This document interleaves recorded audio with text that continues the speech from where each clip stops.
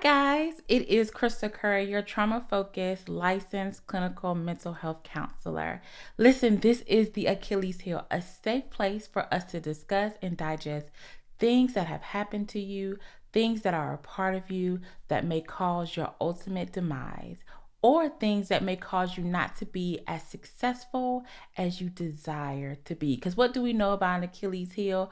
Achilles was an amazing Greek warrior who was indestructible, invincible, except for his Achilles heel. And this small part of his body ultimately led to his demise. You may know of athletes, of superstars who have ruptured or hurt their Achilles heel, and it was a season ending injury. Listen, the same things goes for us. There are things inside of us, our behaviors, the way we think, the way we respond, that are our Achilles heel. And unless we fix it, we are unable to fully walk in our destiny. So today I want to talk to you about trauma. Trauma is this really big word. Sometimes it can be like even this scary word that people just throw around, but we really don't know what it is. And sometimes it can actually be like misdefined. And so, as a trauma therapist, this is like my vibe. This is what I love. This is what I work with clients all the time with, is their experiences with trauma. Trauma can be remembered, or it can be things that you don't remember. And so when I'm explaining trauma, I give this scenario, okay? So imagine yourself walking out of a store one day. And as soon as you walk out of a store, there is a man that is holding a gun. And he says, "You better run or I'm going to shoot you." And so you start running, and you look behind you and you see that he's chasing you. And you're like, wait a minute, like this wasn't supposed to happen. I was running because that's what I was supposed to do, but you mean to tell me you're running after me? And so you don't feel safe. You're running for your life. Everywhere you look, bushes, behind cars, in valleys, maybe in buildings, nothing seems safe enough for you to stop. Nothing feels like it's going to protect you as much as running does. So you continue to run. And next thing you know, you've been running for hours. And then you look back and you see the man isn't chasing you anymore. And so you're like, okay, well, how long have I been running without him chasing me? But even though he's not chasing you anymore, there's a little part in your brain that says we can't stop. Because what if he's somewhere and we don't see him? What if he's closer than we think? So in order to keep ourselves safe, we gotta keep running. So you're running. And next thing you know, you're running not just for hours, but you've been running for days. And you're running and you're tired and you're hungry and your clothes are worn. And somebody looks at you and says, "Hey, why are you running? There's no one chasing you." And you look at them and you say, "But I don't know how close they are." And they say, "But no one's chasing you." And you're like, "I know, but I forgot how to walk." That is what trauma is. It's running because you never felt safe, but you never feel safe enough to stop running. And then someone comes along and says, "You don't have to run anymore." And you tell them, "I forgot what life was like just to walk." And for some of you, you've been running for such a long time. You've been running to protect yourself for years. You've been running from a situation or a person that you forgot completely about. And you forgot how to walk. That is what trauma is. Trauma isn't just what happens to you. Trauma is what happens on the inside of you as a result of what happens to you. Because when trauma happens, when an unsafe situation occurs, we change. Our bodies change, the way our neurological pathways in our brain, the way they work, they change, right? And we go from living a carefree life to living a life where we're always trying to make sure that we feel safe. And so every time you walk out of a store, or every time you see someone running, or every time you walk by an alley or a building, it triggers you and you go back to remembering the time where you were running and felt unsafe. And I work with adults a lot who have engaged in trauma, and a lot of them have had such significant experiences to where they don't exactly remember what happened to them that created this person who started to run. All they know is they no longer feel like they are safe or they are secure or no longer feel like they can find a place to rest because their body has adapted to the trigger, to the trauma that happened so many years ago, right? And so it can show up in many ways. Trauma shows up in many ways as an adult, whether you remember your experience or if you don't, because just because you don't remember it just doesn't mean that it didn't happen, because sometimes some situations are so overwhelming to the body that the only way to keep us safe is to block out that memory of time. So I work with adults a lot where, we're doing just a timeline of their life. And so they have like these gaps of time where they don't remember anything that happened. So, for example, I can say, tell me about your life in the third grade. And they remember nothing about the third grade, but they remember stuff about the second grade and they remember things about the fourth grade. So that kind of gives you an idea that something happened in the third grade that was pretty traumatic for you, that you were just unable to cope during that specific period of time. And even though you can't tell me exactly what happened in third grade, by letting me know and us talking about some symptoms and some behaviors that you have in as an adult, we can kind of conclude maybe what happened to you as a third grader, right? And so what do these things look like? So people with trauma have pretty common symptoms, right? Some of these things include they feel like they really can't enjoy the really good things that happen in their life, right? So say if they just had a baby, say if they just bought a house, say if they just got married, say if they just got a new job, say if something really, really amazing has happened in their life, they're really fearful of really enjoying the really good thing because they are fearful that it can be taken away from them, right? And they don't want to experience that heartbreaking disappointment, that devastating sadness that may occur if something is taken away from them. So they really kind of wrestle and do like these mental gymnastics of, they really want to lean in into the good thing that has happened. But at the same time, there is just this overwhelming fear of, well, what happens if I lean in and it's taken away from me? Right? So that's a very common symptom. Another thing is they're really kind of afraid to be fully happy, to fully embrace joy, to really embrace like peace, because of the same thing that we just mentioned. It's always like, is something else going to come around the corner that's going to turn my life upside down? What people often say is something like, if the wool is going to be removed from my eyes, or if somebody's going to pull the rug from out from under me, right? That is a fear because they have experienced things in their life where someone came in or something happened that was really traumatic and it turned their life absolutely upside down.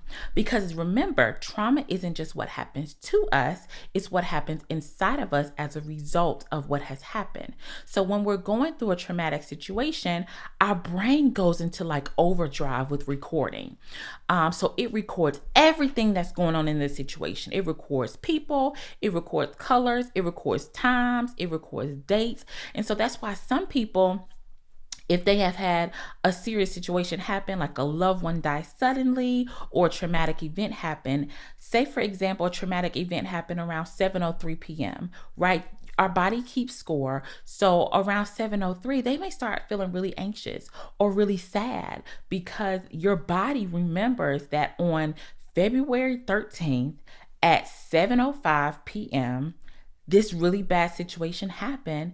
And so when you look at the calendar and it's February 15th, or when you look at the clock and it's 7:05, your body remembers and it becomes triggered by that, right?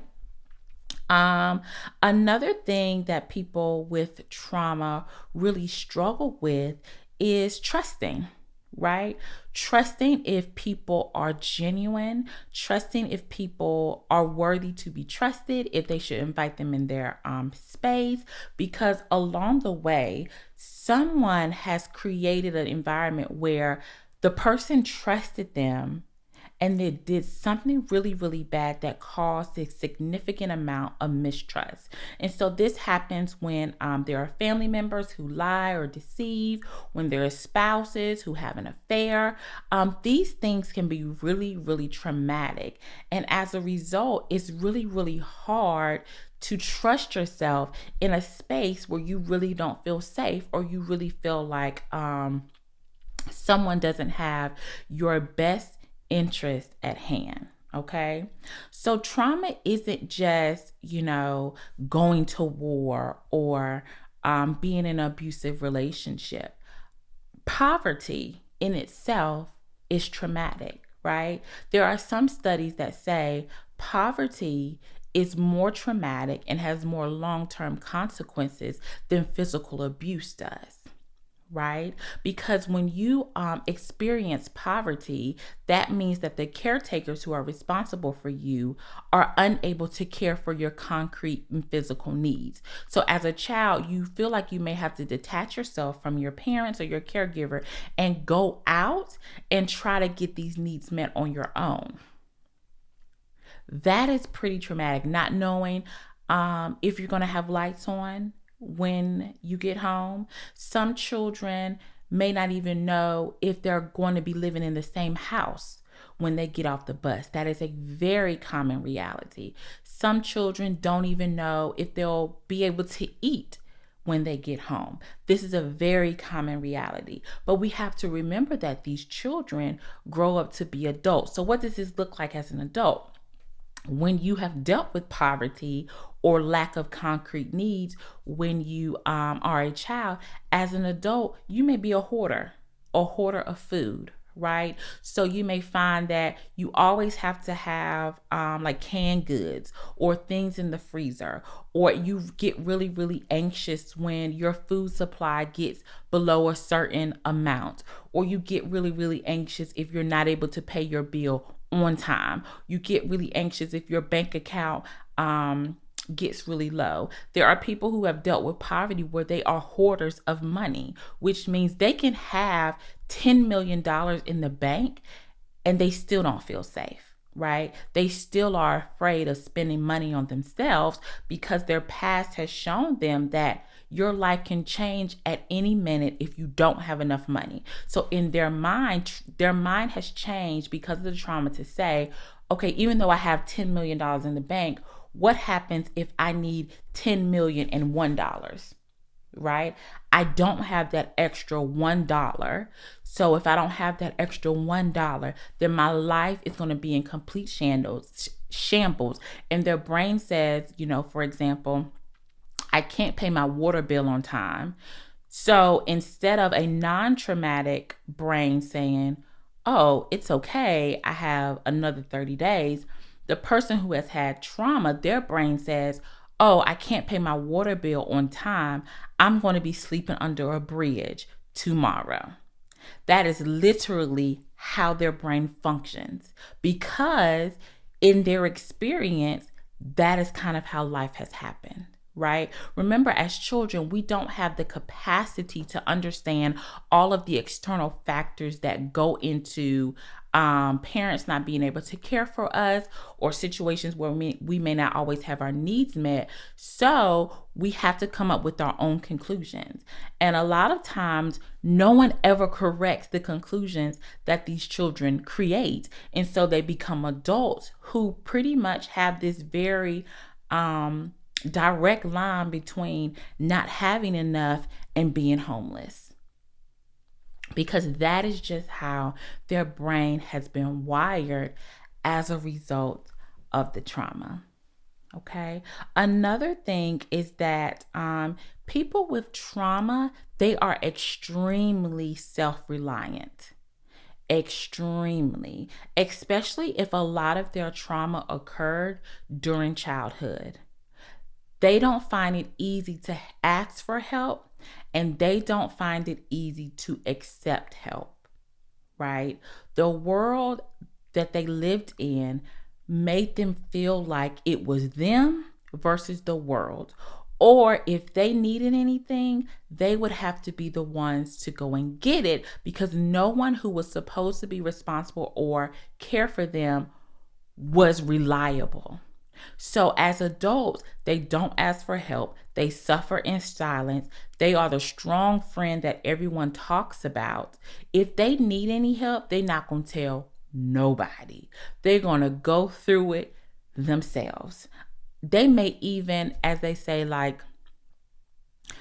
they may go ghost for a while until they get everything situated, right? It's better for them to clam up, to seclude themselves, than to be out in the open struggling. That is often something that people who have engaged or experienced trauma do. So as you can see, trauma is very, very wide ranged, and it has extremely lasting effects. And I work with a lot of people who have carried around trauma for an extremely long time, and they don't realize that they have had a really tough traumatic past until they hear information like this. Because when you've lived in a traumatic household, an unhealthy household, when you've experienced trauma, because you've adapted so well, you don't realize that what you're doing is unhealthy until someone gives you information like this, or you hear information like this that makes you guess like, oh, this isn't how the world works. And it's like, no, this isn't how the world works. This is how you've adapted in order to survive, right? Because of your experiences, you had to evolve in order to survive. And this is just how you've done it. And there's nothing wrong with that. But there is a healthier and easier way, right? Just because you can't pay a bill on time doesn't mean you're going to be homeless, right? And just because you've been running and running and running and had no safe space to land for decades doesn't mean you have to continue to run, right? You can learn how to walk again. You can learn to ask for help. You can learn to depend on people, right? You can learn to trust people, right? You don't have to become secluded and isolate yourself when life is getting really hard. But it does require work on your part to rewire your brain, because your brain has changed as a result of the trauma, and it's not your fault. Our brain does whatever it needs to do in order for us to be successful and evolve and survive. So my question to you as we end this podcast is, what are you doing that looks like running? Right? Are you controlling? Right? Are you strong or are you numb? Right? Do you wear a mask? Are you less vulnerable? Do you control what people see? Do you control the person that people get? right? Do you even remember why you started being numb? Do you remember why you started running? Do you even remember when you stopped being chased? These questions are going to require some time and a lot of thought, but they're necessary because they've worked for so long and they had to. But now you have the information that says there's a different and more healthier way. And as you answer these questions, I encourage you to even challenge yourself to say, what is my alternative? What can I do instead? And what does that require of me to do? This is the Achilles Heel podcast. I thank you for joining. We will be back again with more information because listen, I want to guide you to your absolute best self. I want you to live life, but live it for real, not with the mask, not because you've been running, not because you've evolved from this toxic, traumatic, unhealthy life that you had to live. I want you to be your authentic self, but it's going to require you healing your Achilles heel. I'll see you next time.